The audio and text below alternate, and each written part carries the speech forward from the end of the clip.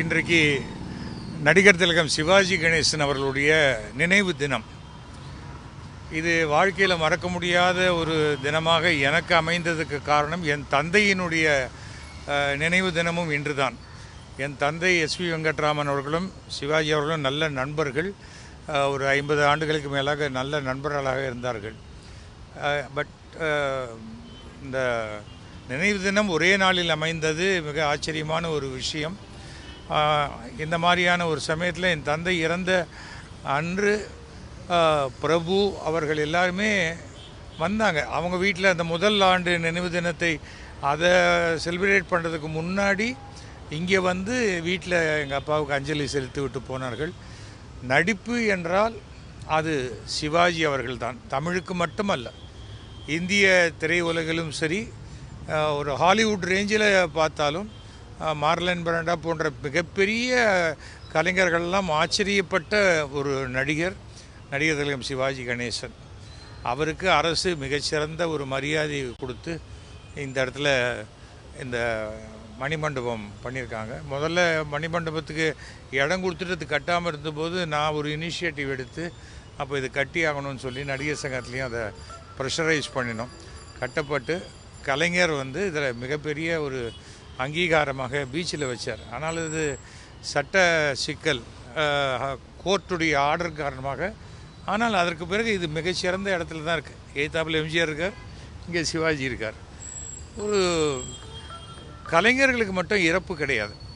கலைஞர்கள் உடல் ரீதியாக இறந்திருக்கலாமே தவிர அவர்கள் வந்து அந்த இன்றைக்கும் டிஜிட்டல் வேர்ல்டு வழியாக வாழ்ந்து கொண்டு தான் இருக்கிறார்கள்.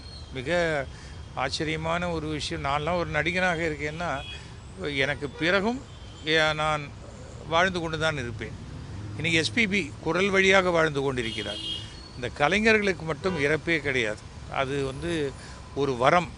பணம் சம்பாதிக்கிறோம், புகழ் சம்பாதிக்கிறோம், இறந்தாலும் அதை தாண்டிய மிகப்பெரிய ஒரு ஆச்சரியகரமான ஒரு விஷயம் என்னென்னா அந்த ரிமெம்பரன்ஸ். அது பாட்டுக்கு தொடர்ந்து இன்றைக்கி டிவி போட்டால் இன்றைக்கி சிவாஜி படம் ஒரு 3 படம் வரும். ஸோ அது வந்து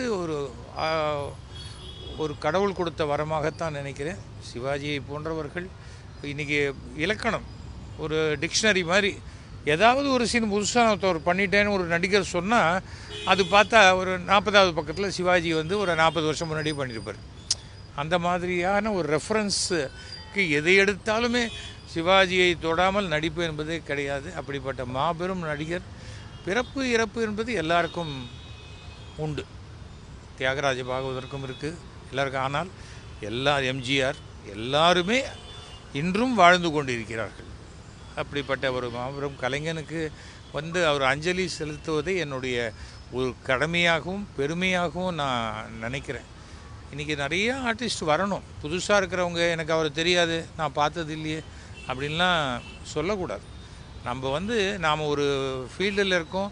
அந்த ஃபீல்டில் இருக்கக்கூடிய முன்னோர்களுக்கு உண்டான மரியாதையை செலுத்தும் பொழுது நமக்கு உண்டான அங்கீகாரம் கிடைக்கும் என்பது என்னுடைய கருத்து.